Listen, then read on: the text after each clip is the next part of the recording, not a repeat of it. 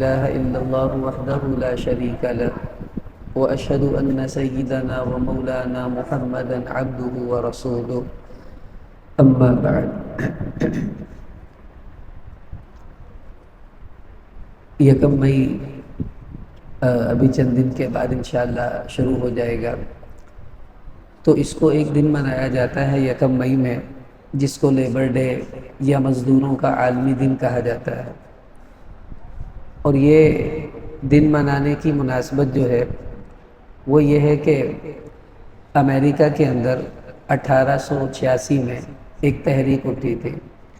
وہ یہ تحریک تھی کہ جتنے بھی ملازم تھے، مزدور تھے، ان سے کام بہت زیادہ لیا جاتا تھا اور اس کی کوئی مقدار متعین نہیں تھی کہ وہ 12 گھنٹے کام کریں گے، کتنا کریں گے۔ تو ان کا مطالبہ یہ تھا کہ ہم 8 گھنٹے سے زیادہ کام نہیں کریں گے، ہم بھی انسان ہیں، تھک جاتے ہیں، اب یہ کیا کہ بس کام ہی کام کیے جائیں، تو ہمارا وقت متعین کیا جائے کہ کوئی مزدور 8 گھنٹے سے زیادہ مزدوری نہیں کرے گا۔ اس پر تحریک اٹھی، سڑکوں پر آ گئے مزدور، تو پولیس نے ان کے مظاہروں پر فائرنگ کی، جس میں بہت سے مزدور مارے گئے۔ تو اس وجہ سے یکم مئی کو ان مزدوروں کی وجہ سے پھر یہ دن منایا جاتا ہے، جس کو مزدوروں کا عالمی دن کہا جاتا ہے اور انٹرنیشنل لیبر ڈے کے نام سے یہ مشہور ہے۔ اب سوچنے کی بات یہ ہے کہ آیا مزدوروں کو سڑکوں پر آنے کی ضرورت کیوں پیش آئی؟ پھر انہوں نے یہ مطالبہ کیوں کیا کہ ہم 8 گھنٹے سے زیادہ کام نہیں کریں گے؟ اس کا مطلب یہ تھا کہ اس معاشرے میں مزدوروں کے حقوق ادا نہیں کیے جا رہے تھے، جن کی وجہ سے ان کو اپنے حقوق کا مطالبہ کرنا پڑا۔ آج بھی یہی حال ہے کہ پوری دنیا میں اب یکم مئی کو لیبر ڈے منایا جائے گا، بڑے بڑے سیمینار ہوں گے، کانفرنسیں کی جائیں گی، اس میں بڑے بڑے لوگ آئیں گے۔ اور دکھ کی بات یہ ہے کہ یکم مئی کو جو پنچر لگانے والا ہے وہ پنچر ہی لگا رہا ہے، سبزی بیچنے والا سبزی ہی بیچے گا، مزدوری کرنے والے سب لوگ اپنے اپنے مزدوری والے کاموں پر ہوں گے، اور اس دن چھٹی ہوتی ہے ساری دنیا کے اندر۔ اب چھٹی جن کو ہے وہ مزدور نہیں ہے، اور جو مزدور ہیں ان کو اس دن بھی چھٹی نہیں ہے، تو کیا فائدہ ایسے عالمی دن منانے کا؟ اس کا مطلب یہ ہے کہ جن کی وجہ سے وہ عالمی دن منایا جا رہا ہے ان کے حقوق تو اس دن بھی ادا نہیں کیے جاتے۔ حق تو یہ تھا کہ یکم مئی کو سارے مزدوروں کو چھٹی دی جاتی، اور جو بھی ان کے مالک ہیں جہاں جہاں وہ کام کرتے ہیں وہ یہ کہتے کہ آج کے دن کی مزدوری بغیر کام کیے ہم آپ کے گھر پہنچائیں گے، آپ نے آج کے دن بس آرام کرنا ٹک کر، تاکہ آج کا دن آپ کا ریسٹ کا دن بن جائے۔ چلو یوں اگر لیبر ڈے منایا جاتا یہ تو سمجھ میں آتی ہے، لیکن آپ دیکھیں ایک M P M L A ہے اور وہ لیبر ڈے سیمینار میں شرکت کے لیے جا رہا ہے، راستے میں اس نے ہوا بھروائی، وہ مزدور ہے اور وہ آج بھی کام کر رہا ہے۔ اسی طرح اس کا جو ڈرائیور ہے اس کو بھی آج چھٹی نہیں ہے۔ تو سب لوگ اپنے اپنے کاموں پر ہیں، یہ لوگ اے سی والی گاڑی سے نکلیں گے، اے سی والے ہال میں چلے جائیں گے، تھوڑی سی تقریر کریں گے، اس کے بعد بہترین کھانا ہوگا، اور بھائی سب مزدوروں کا حق ادا کرنا چاہیے یہ کہہ کر واپس آ جائیں گے، چلو جی لیبر ڈے منایا گیا۔ ایسا نہیں ہے۔ اسلام اول تو کسی ایک دن منانے کا قائل نہیں ہے، جیسے مدرس ڈے منایا جاتا ہے، ٹیچرز ڈے منایا جاتا ہے، کہ پورا سال ماں کو پوچھنا نہیں ہے، بس ایک دن ماں کے حقوق پر بات ہو جائے۔ اسلام یہ کہتا ہے کہ پورے سال، پورا مہینہ، پورا ہفتہ، پورا دن آپ پابند ہیں کہ آپ کو اپنے والدین کے حقوق ادا کرنے ہیں۔ اسی طرح مزدوروں کے حقوق ادا کرنے کا حکم اسلام نے ایک دن نہیں، پورا سال، پورا مہینہ، پورا ہفتہ، پورا دن دیا ہے، کہ جب بھی کوئی مزدور جس وقت آپ کے پاس ہے اس کے حقوق ہیں، آپ کو وہ ادا کرنے ہیں، اور ان حقوق کی ادائیگی ہی کو اصل میں لیبرز ڈے والے دن ہائی لائٹ کیا جاتا ہے، اور اسلام کہہ رہا ہے کہ یہی سارے حقوق آپ سارا سال ادا کریں۔ اب دیکھیں اسلام کی کتنی خوبصورت تعلیم ہے کہ تھوڑے سے لفظ میں رسول پاک صلی اللہ علیہ وسلم نے مزدور کو اتنی اپنائیت دے دی اور اتنا اس کو عزت دے دی کہ وہ مزدور اپنے احساس کمتری والے سمندر سے باہر نکل آتا ہے۔ صحیح بخاری میں آپ صلی اللہ علیہ وسلم نے فرمایا کہ اخوانکم جعلہم اللہ تحت ایدیکم، کہ یہ جتنے بھی مزدور ہیں، غلام ہیں، یہ تمہارے بھائی ہیں۔ اب دیکھیں کتنا خوبصورت تعبیر ہے کہ مزدور ملازم کو ہمارا بھائی کہہ دیا۔ اس میں اشارہ ہے کہ جیسے تمہارا سگا بھائی ہو، وہ تمہارے پاس کام کر رہا ہو، تم اس کے ساتھ کیا سلوک کرو گے؟ تم اس کے ساتھ خوب اچھا بولو گے، گالی نہیں دو گے، مارو گے نہیں، اس پر ظلم نہیں کرو گے، اس کی تنخواہ نہیں کاٹو گے، اور اس کے ساتھ کوئی ایسا سختی کا معاملہ نہیں کرو گے۔ کیوں؟ اس لیے کہ یہ میرا بھائی ہے۔ تو حضور صلی اللہ علیہ وسلم نے فرمایا کہ جو مزدور ہے تم اس کو اپنا بھائی ہی سمجھو، جس طرح سگے بھائی کے ساتھ خیر خواہی کا معاملہ کرتے ہو، اس مزدور کے ساتھ بھی تم نے خیر خواہی کا معاملہ کرنا ہے۔ اب مزدور کون ہوتا ہے؟ جو بندہ پیسے لے کر کام کرے اسے مزدور کہتے ہیں۔ وہ دفتر میں بھی ہیں، وہ گھروں میں بھی ہیں، جو نوکرانیاں کام کرتی ہیں، دکانوں پر آپ کے ملازم کام کرتے ہیں، اسی طرح ہم مزدور مستری لاتے ہیں، وہ بھی مزدور ہیں۔ تو یہ سارے کے سارے مزدوری ہی کے شعبے ہیں۔ اب اسلام نے پہلی بات تو یہ کہی ہے تمہارے بھائی ہیں، تو بھائی کہنے سے اتنی اپنائیت مل گئی کہ مزدور کو یہ نہیں لگ رہا میں کہیں غیروں میں ہوں، وہ سمجھتا میں اپنوں میں ہوں۔ اور ہمیں یہ ترغیب دی گئی کہ اس کو اپنا سمجھ کر رکھو، اس کو غیر نہ سمجھو۔ دیکھیں ایک لفظ میں اسلام نے مزدور کے سارے حقوق بیان کر دیے۔ کتنا خوبصورت لفظ ہے جو اللہ کے محبوب نے بیان کیا۔ اب اس کے حقوق کیا ہیں؟ آپ صلی اللہ علیہ وسلم نے فرمایا اب جب تم نے اس کو اپنا بھائی سمجھ ہی لیا تو فَلْيُطْعِمْهُ مِنْ طَعَامِهِ۔ سب سے پہلے تو یہ دیکھو، اب دکان کا ملازم، گھر میں کام کرنے والیاں، وہ صبح ناشتہ کر کے آتی ہیں، رات کو گھر میں اپنا کھانا جا کر وہ کھائیں گے، لیکن دوپہر کو وہ آپ کے مہمان ہیں، چاہے دکان میں ہیں، دفتر میں ہیں، گھر میں ہیں، یا آپ کے کسی بھی شعبے میں ہیں، دوپہر کو وہ آپ کے پاس ہوتے ہیں، وہ گھر نہیں جائیں گے کھانا کھانے، پتہ نہیں بیچارے کہاں سے آئے ہوئے ہیں۔ اب ان کو دوپہر کے وقت کھانا کھلانا اسلام نے مالک کے ذمہ لگایا ہے کہ وہ صبح ناشتہ کر کے آیا ہے، رات گھر جا کے کھائے گا، دوپہر تمہارے ذمہ ہے، تمہارا مہمان ہے، بھائی اس کو کھانا کھلانا ہے۔ کیسے کھلانا ہے؟ فَلْيُطْعِمْهُ مِنْ طَعَامِهِ کا جو کھانا تمہارے گھر سے آئے کوشش کرو اسی میں سے اس کو بھی کھلا دو۔ مثلاً گھر والوں سے کہہ دو تھوڑا شوربہ زیادہ کر دیں، اور جو زائد شوربہ ہوگا وہ الگ پلیٹ میں لے کر اس میں ایک آلو ایک بوٹی ڈال دیں، وہ اپنے ملازم اور اپنے مزدور کو دے دیں۔ تو اپنے کھانے سے اس کو کھلانا یہ زیادہ بہتر ہے۔ اور اگر آپ کہتے ہیں جی نہیں میرا تو اپنا ہی کھانا تھوڑا ہے تو کوئی بات نہیں، پھر آپ اس کو پیسے دیں، بازار سے منگوا کر دیں تاکہ وہ بھی کھانا کھائے اور بھوکا نہ رہے۔ یہ پہلا حق اسلام نے بتایا ہے کہ آپ اس کو کھانا کھلائیں گے۔ دوسرا، حضور علیہ السلام نے فرمایا وَلْيُكْسِهِ مِن لِبَاسِهِ کہ جو کپڑے آپ خود پہنتے ہیں اپنے ملازم کو، اپنے مزدور کو ویسا ہی جوڑا پہناؤ اگر اللہ نے تمہیں استطاعت اور طاقت دی ہے۔ اب آپ کہیں گے جی میں تو اب اتنے سوٹ نہیں سلوا کے دے سکتا، تو ایسا تو کر سکتے ہیں نا، جو گھر میں کام کرنے والی عورتیں ہیں یا مرد ہیں یا دکانوں پر ملازم ہیں، دو عیدیں آتی ہیں یا دو موسم آتے ہیں، ایک گرمی کا ایک سردی کا، تو آپ ایک سوٹ اس کو گرمی میں سلوا دیں، یا ایک چھوٹی عید کا سوٹ سلوا دیں، ایک بڑی عید کا سلوا دیں۔ چلو بہت مہنگا نہ صحیح، کسی برانڈ کا نہ صحیح، آپ معمولی 2000 کا 1500 کا کوئی نہ کوئی سوٹ لے کر اس کو دے دیں۔ حدیث میں آتا ہے جب کوئی آدمی کسی کو کپڑا پہناتا ہے تو جب تک اس کپڑے کا ایک دھاگا بھی اس کے جسم پر موجود رہے گا، کپڑا پہنانے والا اللہ کی حفاظت میں رہتا ہے۔ اور حدیث میں آتا ہے ایما مسلم کسا مسلما ثوبا علی عورا، جو مسلمان کسی مسلمان کو کپڑا پہنائے تو اللہ قیامت والے دن جنت میں سبز ریشم کے جوڑے اس کو پہنائیں گے۔ آپ نے تو 1500 کا سوٹ پہنا دیا، اللہ آپ کو سبز ریشم کے جوڑے پہنا رہے ہیں۔ تو اب یہ اسلام ترغیب دے رہا ہے کہ مزدور کو کپڑا بھی تم لے کر دو تاکہ وہ جب کپڑا پہنے گا تمہیں ثواب ملے گا، اس کے دل سے دعائیں نکلیں گی تمہارے لیے۔ اب یہ دنیا کے کسی بھی ملک کے قانون میں ایسی کوئی بات آپ کو نہیں ملے گی، اسلام آپ کو دے گا کہ مزدور کو اپنا بھائی بنا کر رکھو، اپنے ساتھ کھلاؤ، اپنے جیسا کپڑا پہناؤ۔ اور اس کے بعد آپ صلی اللہ علیہ وسلم نے فرمایا کہ جو مزدور ہے اس کو عزت دینی ہے۔ عزت دینے کا کیا مطلب؟ اس کو گھٹیا نہیں سمجھنا۔ آپ صلی اللہ علیہ وسلم نے فرمایا لا یقولن احدکم عبدی، تم میں سے کوئی بھی اپنے مزدور اور ملازم کو یہ نہ کہے کہ یہ میرا غلام ہے۔ ہمارے عرف میں یوں سمجھ لیں کہ ساڈا نوکر ہے گا، نوکر نہ کہیں اس کو۔ دیکھیے لفظ عزت والا بول دینا یہ اسلام کے میں پسندیدہ ہے۔ اب ایک آپ کا ملازم ہے، ٹھیک ہے وہ ملازم ہی ہے، نوکر ہے، ٹھیک ہے وہ نوکر ہی ہے، لیکن آپ سے کوئی پوچھے یہ کون ہے تو آپ یہ نہ کہیں گے میرا نوکر ہے، یوں کہیں کہ یہ میرے گھر میں ہی کام کرتا ہے، یہ ماشاءاللہ میری دکان پر میرے ساتھ ہی کام کرتا ہے۔ اب یہ لفظ عزت والا لفظ ہے کہ میرے ساتھ دکان پر کام کرتا ہے، اور یہ کہنا کہ ساڈا نوکر ہے گا، یہ تھوڑا کم عزت والا ہے، اس میں تھوڑی سی توہین پائی جاتی ہے، اور اسلام یہ ترغیب دے رہا ہے کہ ایسے لفظ نہ بولو جس میں آپ کے ملازم کی توہین پائی جائے۔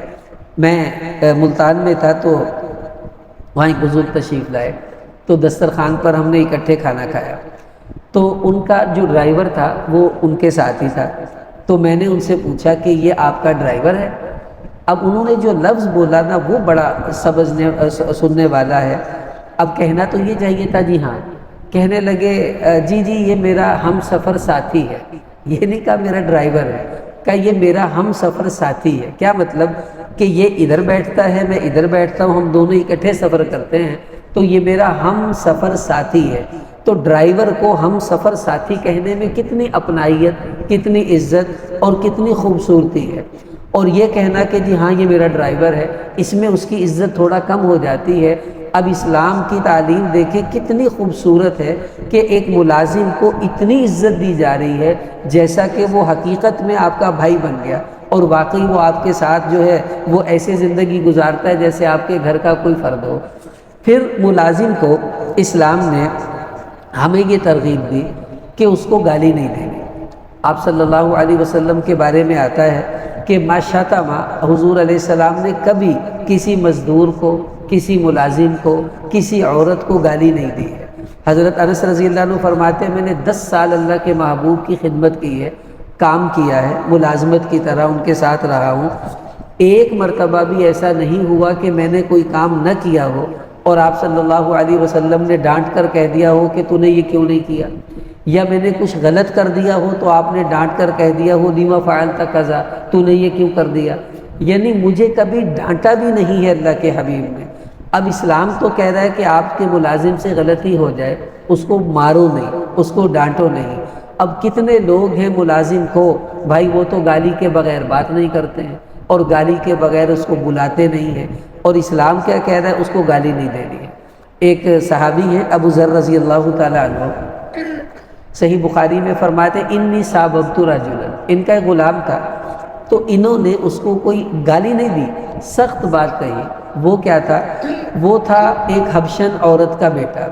اب ایک حبشی عورت کے بیٹے کو یہ کہنا کہ او کالی ماں کے بیٹے، اب یہ حقیقت ہے وہ واقعی کالی ماں کا بیٹا ہے، لیکن چونکہ اس سے اس کی ماں کی عزت کم ہو رہی تھی اور اس ملازم کو اچھا نہیں لگ رہا تھا، آپ صلی اللہ علیہ وسلم نے سن لیا تو فرمایا اعیرتہ بامہ، اے ابو ذر تم اس کو اس کی ماں کے بارے میں عار دلا رہے ہو کہ وہ کالے رنگ کی ہے اور یہ اس کا بیٹا ہے۔ فرمایا انک امرؤ فیک جاہلیہ، اے ابو ذر ابھی تک وہ جاہلیت والے جراثیم نکلے نہیں ہیں، یعنی ایسی باتیں تو جاہلیت کے زمانے میں کہی جاتی تھی اور تم اسلام لا کر یہ بات کہہ رہے ہو کہ کالی ماں کے بیٹے۔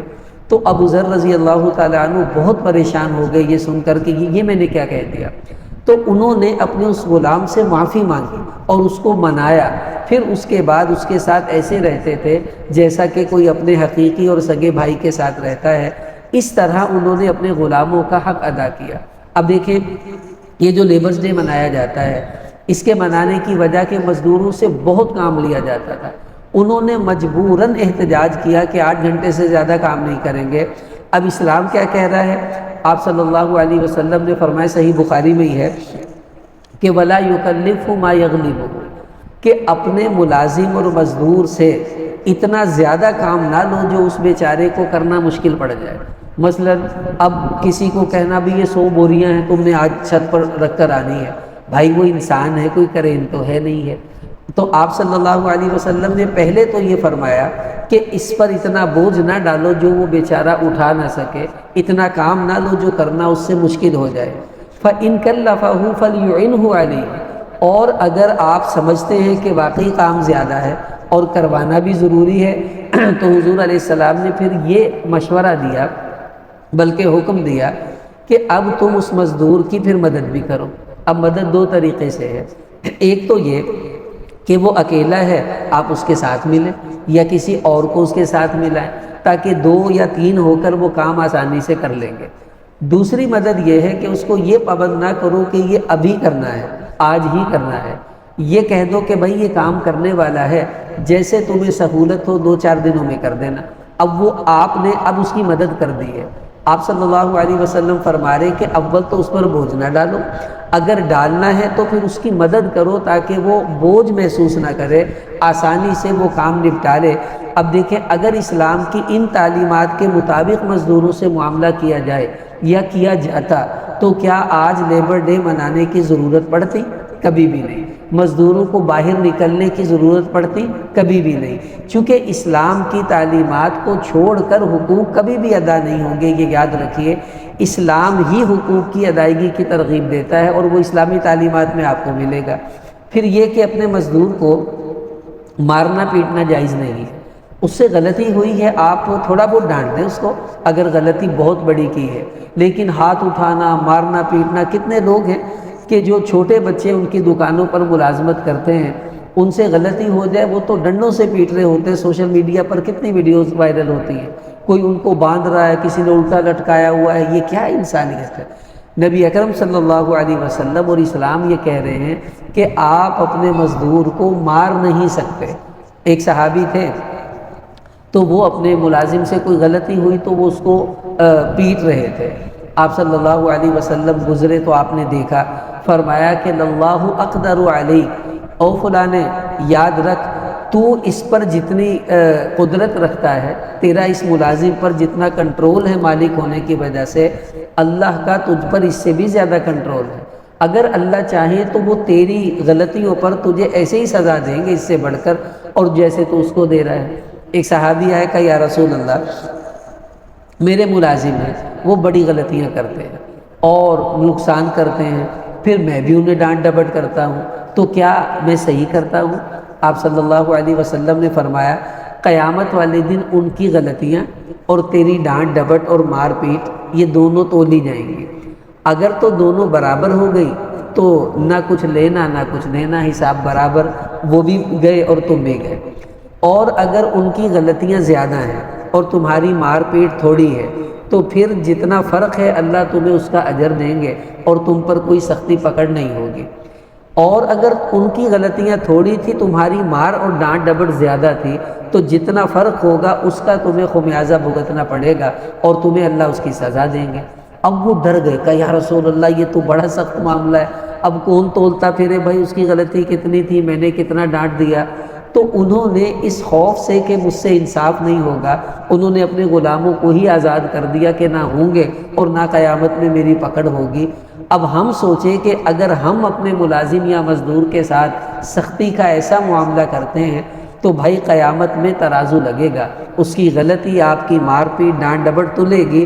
خدا نہ خواستہ ہماری ڈانٹ ڈپٹ مار پیٹ بڑھ گئی تو بھائی بڑا سخت مواخذہ ہے، اللہ تعالیٰ سب کی حفاظت کرے۔ اب اسلام کی ترغیب کیا ہے؟ مارے نہیں، اگر کوئی ایسی حاجت پیش آ گئی ہے تو قانون کے دائرے میں رہ کر اس کو سزا دیں۔ مثلا اس نے چوری کی، پولیس کو بلائیں، ان کے حوالے کریں، پھر جو سزا ہوگی قانون کے مطابق وہ اس کو مل جائے گی۔ آپ خود اپنے ہاتھ سے اس کو مت اتنا زدکوب کیجیے کہ جس سے آپ خود اللہ کے ہاں مجرم بن جائیں۔ وہ تو مجرم ہے ہی ہے، آپ بھی تو بن گئے، حساب تو برابر ہو گیا۔ پھر یہ اسلام کی ترغیب ہے کہ اگر آپ کے ملازم سے غلطی ہو گئی تو آپ نے اس کو معاف کرنا ہے۔ یہ معاف کرنا مستقل حکم ہے اور ترغیب ہے۔ امام زین العابدین رحمۃ اللہ علیہ، ان کی ایک خادمہ ملازمہ تھی، ان کو وضو کروا رہی تھی تو پہلے زمانے میں نا مٹی کے لوٹے ہوتے تھے، تو اس میں تو وہ اس کے ہاتھ سے چھوٹا، نیچے گر کر ٹوٹ گیا۔ اب ایک تو چھینٹے کپڑوں پر گرے، اس کا بھی غصہ آتا ہے، اور وہ ٹوٹا تو اس کا کچھ حصہ پاؤں پر لگا جس سے معمولی خراش بھی آ گئی، یہ بھی غصے کی بات تھی۔ تو ان کے ماتھے پر تھوڑے بل آ گئے اور ترچھی سی کیفیت ہو گئی۔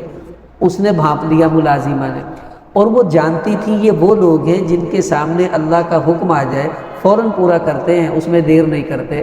اس نے فوراً قرآن کی آیت پڑھی، کہنے لگی ایمان والوں کی صفات اللہ تعالیٰ نے بیان کی کہ والکاظمین الغیظ، ایمان والے وہ ہوتے ہیں جو غصے کو پی جاتے ہیں۔ تو امام زین العابدین نے اپنی اس ملازمہ کو سنتے ہی کہا میں نے غصہ پی لیا۔ پھر اس نے اگلا ٹکڑا پڑھ دیا کہ والعافین عن الناس، کہ یہ ایمان والے لوگوں کو معاف بھی کر دیتے ہیں۔ تو کہنے لگے جاؤ میں نے تمہیں معاف بھی کر دیا۔ پھر اس نے اگلا ٹکڑا پڑھ دیا واللہ یحب المحسنین، کہ اللہ پاک احسان کرنے والوں کو پسند کرتے ہیں۔